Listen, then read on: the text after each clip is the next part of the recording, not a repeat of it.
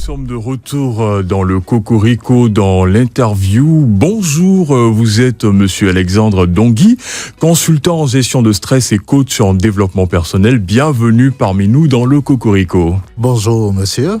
Alors, ce qui fait l'objet de votre présence ici aujourd'hui, c'est sur un sujet très délicat, comment gérer son stress lors d'un examen scolaire. On le sait, le stress fait partie intégrante de notre quotidien dans tous les domaines. De prime abord, qu'est-ce que le stress? Comment peut-on le définir? Alors, nous dirons tout simplement que le stress est une réaction normale de l'organisme face à une situation d'agression. Alors donc, dans un premier temps, le stress n'est pas mauvais. Mais il commence à devenir mauvais lorsque il est répété, lorsque il commence à avoir des symptômes. Alors donc, automatiquement, ça devient assimilable à une maladie. Donc, dans un premier temps, on dira que lorsque, par exemple, le stress normal, il est appelé eustress, et tandis que lorsqu'il devient récurrent, il commence à créer des symptômes, on parle de distress. Alors, Monsieur Dongui, quels sont les signes et symptômes courants du stress que les gens devraient surveiller? Alors, d'une personne à une autre, les symptômes sont différents. Alors, certains, lorsque par exemple dans la semaine, vous serez très stressé, vous allez vous retrouver à faire une constipation. D'autres, par contre, vont peut-être faire la diarrhée. Voilà pourquoi, en fait, ce n'est pas facile de cerner véritablement le stress. Certains vont avoir des problèmes de peau, et parce que la plupart du temps, quand on parle des maladies, on voit juste les maladies chroniques, diabète, hypertension, etc. Mais ce n'est pas que ces maladies-là. Même les problèmes de peau, la plupart du temps, sont dus au stress. Une démangeaison qui va, qui revient. Une constipation, des problèmes de constipation. Et aussi des problèmes, par exemple, de vertige.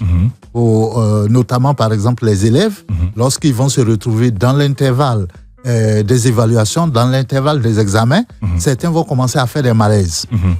Alors donc, il va s'agir peut-être de la nausée, de problèmes de concentration pour certains, et d'autres même peuvent aller jusqu'au vertige, des maux de ventre, etc. Alors donc, du coup, certaines maladies peuvent déclencher systématiquement, créer un tant soit peu par le stress.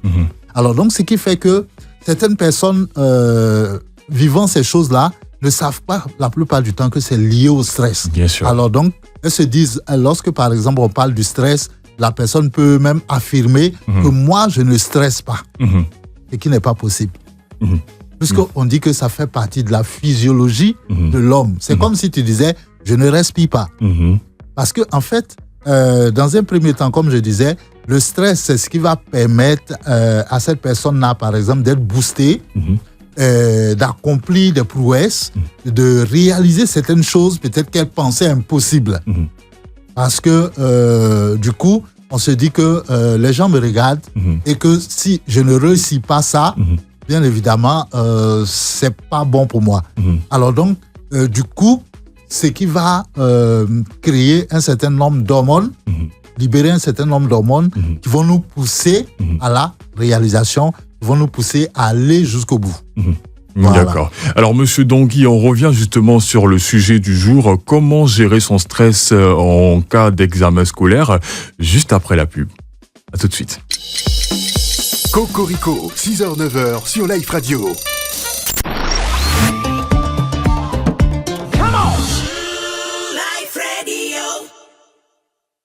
Futurs bacheliers, préparez-vous à vivre une expérience exceptionnelle au Festival des Bacheliers 2024 organisé par Masterclass. Au programme, exposition des grandes écoles et universités, conseils d'orientation, remise de prix, concerts géants, feux d'artifice. Tente de remporter l'une des récompenses, bourse d'études, ordinateur, voiture, billets d'avion. Rendez-vous du 12 au 13 juillet au stade de l'université de Cocody. Annonceur, associez votre image au plus grand événement éducatif et ludique de l'année. Infoline 07 17 86 86 86 www.festivaldesbacheliers.com. Festival des bacheliers 2024, célébrant l'excellence. Réveil convivial, décryptage de l'actu locale et internationale, débats, interviews, économie, sport, politique. Tout y passe avec Assoumou Didier, Jonathan Nebou et Mayem. Retrouvez Cocorico, votre nouvelle matinale d'information du lundi au vendredi de 6h à 9h sur Life Radio 107.7. Cocorico, l'information comme tu l'entends.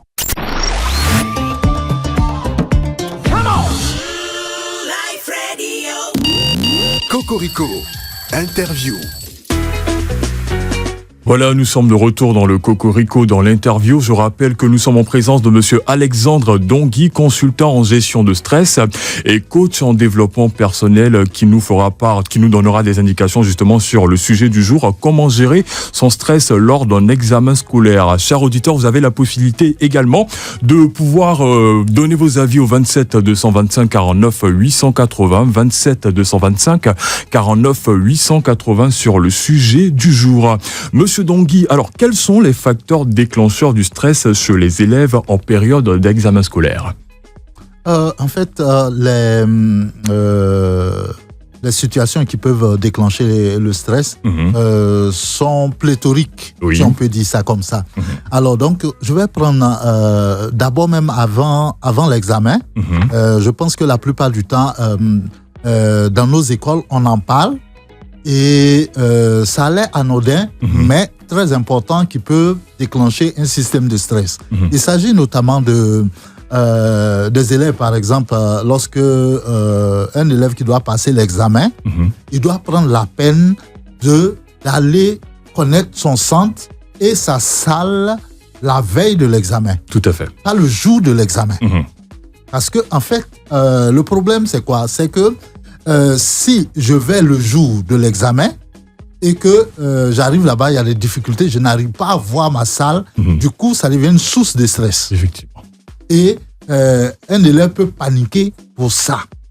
Parce que là, supposons peut-être qu'en venant, on n'est pas arrivé à l'heure, et voilà qu'on sonne, mais je ne connais pas encore ma salle. Alors, c'est maintenant que je vais courir un peu dans tous les sens. C'est clair que déjà... On est stressé. Voilà. Il est stressé et dans la salle, il peut même rater la journée. Voilà. C'est-à-dire que même quand il va retrouver la salle, il peut rater la journée. Un deuxième élément qui peut déclencher le stress, c'est aussi le matériel dont on a besoin pour la composition. C'est toujours de prendre la peine d'avoir son matériel de telle sorte qu'on n'ait pas à compter sur le voisin. Que ce soit le voisin ou la voisine, qu'on n'ait pas à compter sur qui que ce soit dans cet intervalle-là de compo. Alors, ça veut dire, moi-même, je conseille quelque part, dans les écoles où je suis passé, pour parler effectivement de gestion de stress, je demande aux élèves, par exemple, d'avoir même 3 bics bleus. Parce que on peut se retrouver dans une situation où l'un des bics n'écrit pas. Et là, ça peut être encore une source de stress. En fait, le stress peut se déclencher tellement facilement, tellement rapidement par des situations peut-être qu'on néglige. Alors donc, et aussi par exemple, un élève qui n'a pas étudié convenablement pendant l'année scolaire, dans le temps, on savait que quand c'est comme ça, c'est-à-dire peut-être les 1 mois restant ou bien les 2 mois, on commence à faire des veillées pour pouvoir étudier. Bon, en fait, ce n'est vraiment pas la bonne méthode. On parle, dans le temps, on parlait de décapi. Tout à fait. Voilà. Vous dites quoi ? Que, en fait, il va faire un tout complet pour étudier. Bon, il y a une histoire liée à cette situation. Où il y a un élève, malheureusement, il n'a pas pu exploiter l'année scolaire comme il devrait le faire, c'est-à-dire étudier convenablement en suivant le programme. Et c'est à 2 mois de l'examen, il commence à avoir un système accéléré d'études. Et il commence à faire les décapis, il commence à faire des veillées. Et le dernier jour, avant l'examen, il se dit, bon, ok, puisque j'ai étudié, puisque j'ai beaucoup veillé, alors aujourd'hui, je vais me reposer. C'était l'erreur. Et il va se reposer, effectivement, c'est le corps. Le corps est fatigué. Et le corps ne demande pas notre avis. Lorsqu'il est fatigué, il cherche à se reposer.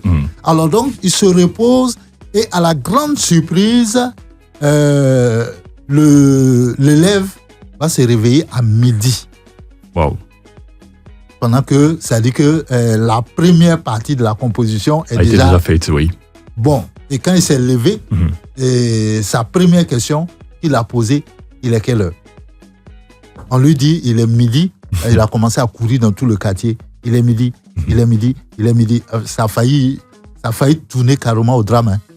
Voilà. Alors donc, pour éviter ce genre de choses-là, tout simplement, c'est de suivre véritablement, d'étudier en fonction du programme. Oui. En fonction de l'année scolaire. Dès qu'on a commencé, par exemple, en septembre, c'est à partir de ce moment-là qu'on commence à préparer l'examen. Ce n'est pas à une semaine ou à un mois de l'examen, parce que tout ça peut devenir source de stress. Alors, donc, du coup, quelqu'un, par exemple, qui n'est pas convenablement préparé, il va compter sur peut-être le voisin par rapport à un exercice. Peut-être que je ne suis pas trop fort, ou peut-être en maths, je ne suis pas trop fort en physique. Alors donc, je vais compter sur peut-être le voisin, ce qu'il va écrire. Il n'y a rien qui dit que ce que le voisin écrit, c'est ce qui est juste. Voilà. Donc, on peut même aller recopier quelque chose qui n'est pas bon. Alors, donc, du coup, pour éviter ces choses-là, et bien évidemment, si tu veux compter sur le voisin, il faut que tu attendes qu'il finisse avant que tu ne commences. Ça veut dire que le temps qu'il va prendre pour finir, pour que toi, tu puisses commencer, encore une autre source de stress. Et lorsque, par exemple, on n'a pas tout le matériel, et on doit attendre, par exemple, le voisin, par exemple, pour prendre sa règle, et que lui, il est en train de faire une figure, on attend forcément qu'il finisse la figure avant de pouvoir prendre, comment on appelle, sa règle, etc., son compas ou son stylo. Donc, du coup, ça va devenir encore une autre source de stress. Et aussi, une erreur que beaucoup d'élèves et d'étudiants font lorsqu'ils composent, c'est la panique. La panique, c'est quoi? C'est que lorsque on lui remet la feuille de composition, la première des choses, il saute carrément sur la feuille. Oui. Il est pressé pour lire l'exercice et chercher l'exercice le plus facile. C'est pas mauvais de chercher l'exercice le plus facile, mais lorsque on vous remet la feuille, c'est la première astuce, c'est de ne pas sauter sur cette feuille-là. Bien sûr. C'est-à-dire que on prend, s'il faut 5 minutes. Pour ceux qui sont croyants, c'est l'occasion pendant ces 5 minutes-là de prier. De prier, oui. Ou c'est le moment de faire un vide. Et puis d'essayer d'imaginer autre chose, d'oublier carrément la feuille pendant 5 minutes. Et quand c'est comme ça, lorsqu'on reprend la feuille, on a le contrôle sur la feuille. Ce n'est plus le contraire. Mais si on se précipite sur la feuille, automatiquement, c'est cette feuille-là qui a un certain contrôle sur nous. Et moi, j'ai vécu cette situation-là en classe de 3e. Alors, c'était quoi? C'était mathématiques. Je ne sais pas si c'est encore au programme. On parle de pyramide de cônes. Alors, donc, lorsque on a donné la feuille, systématiquement, j'ai sauté sur la feuille, j'ai commencé à chercher l'exercice qui me semblait le plus simple. Et là, j'ai trouvé, par la chance, j'ai trouvé un exercice qui ressemblait à un exercice que j'avais déjà traité à la maison. Alors donc, du coup, j'ai commencé à me précipiter. Je me dis, bon, ok, l'exercice, on dirait, était sur 6 points. Je me dis que d'office, déjà, j'ai ces 6 points-là. Alors donc, je commence rapidement avec cet exercice-là. Et quelque chose qui va m'arriver, c'est que à la maison, on m'avait donné un rayon de 4. Et dans cet exercice-là, on m'a donné un rayon de 2. Maintenant, dans la précipitation, je n'ai pas prêté attention au rayon 2, mais j'ai calculé avec le rayon 4. Le rayon de la maison. Juste parce que j'étais pressé et je me suis dit que c'était l'occasion de saisir rapidement un certain nombre de points. Alors, je traite, Dieu merci, c'est qu'à un moment donné, on te dit, démontre que telle valeur est égale à temps. C'est ce qui m'a sauvé. Je vois carrément que ce que j'ai calculé, c'est le double de ce qu'on me demande. J'ai dit, mais comment eux, ils ont fait pour trouver un truc le double? Alors, c'est en ce moment-là, je vais revenir maintenant au départ. J'ai dit, bon, ok, c'est comme ça, je vais relire l'exercice. Et je relis, et c'est là que je vais constater qu'on m'a donné un rayon de 2, non pas un rayon de 4. Et du coup, j'étais obligé de reprendre carrément l'exercice. Ça m'a perdu du temps. Or, si j'avais ne serait-ce que pris 5 minutes de calme, 5 minutes pour maîtriser la situation, 5 minutes pour être plus serein, il y a certaines choses que j'allais simplement éviter. D'accord, monsieur Dangui. Alors, très rapidement, chers auditeurs, vous avez la possibilité de réagir à ce sujet au 27 225 49 880. Je répète, 27 225 49 880. Monsieur Dangui, j'ai une question pour vous très rapidement. Alors, moi, à mon niveau, quand je passais les examens scolaires, lorsque j'étais stressé, j'écoutais beaucoup la musique. Est-ce qu'une solution que vous préconisez, pardon? Bon, c'est une solution entre autres. Voilà. Mais vous êtes d'accord avec moi qu'on ne pourra pas écouter la musique dans la salle d'examen. Bien sûr. Voilà. Donc, du coup, ça peut avoir ses limites. Voilà. C'est-à-dire, à la maison, ça marche. Mais à l'école, dès qu'on est dans la salle d'examen, du coup, ça sera très compliqué. On ne pourra pas écouter de la musique parce qu'on ne rentre pas dans la salle d'examen avec les appareils. Alors, donc, du coup, la première des solutions à faire, c'est avoir la maîtrise sur notre sujet, avoir la maîtrise sur notre feuille qu'on vient de nous donner. Alors, donc, ne pas vraiment se précipiter. Est-ce que, selon vous, l'État doit-il créer des centres de gestion de stress spécialement dans le cadre des examens scolaires? Je ne dirais pas les centres, je dirais tout simplement que les chefs d'établissement, parce que malheureusement, c'est ce qui manque notamment en Côte d'Ivoire, quelques écoles invitent deux fois, par exemple, pour aller intervenir sur la gestion du stress, peut-être à 3 mois ou à 4 mois de l'examen, mais quelques écoles seulement, malheureusement. Or, en fait, c'est tout le monde qui est assujetti au stress. Ce n'est même pas seulement que les élèves, oui, bien ni sûr. seulement les étudiants, c'est même les travailleurs. Tout à fait. Bon, à peine même devenus travailleurs, même à peine on s'intéresse. Deux fois, on va dans des coins, par exemple, pour exposition peut-être sur le stress. Parce que, bon, Dieu merci, en fait, j'ai 2 livres. J'ai ce livre-là qui est sur le stress des élèves, des élèves et étudiants. D'accord. Mais il y a aussi le tout premier livre qui est le stress des parents et travailleurs.